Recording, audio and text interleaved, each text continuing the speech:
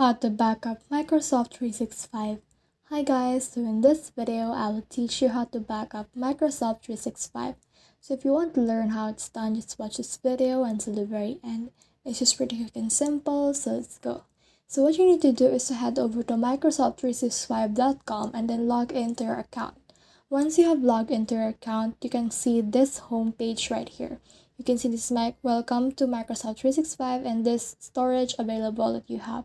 So what you need to do is to just click on this to view your storage, and then this will open another window with OneDrive. So in here you can see your storage, your current plans, all of that. But on the left side right here you can see your device backups. So you can click on it and back up using this. If you have any device that is connected to your OneDrive, then you can choose this option and back up from in there.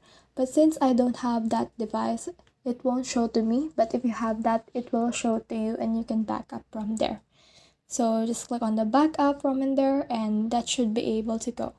So that's the whole process. I hope this video helped you to back up Microsoft 365.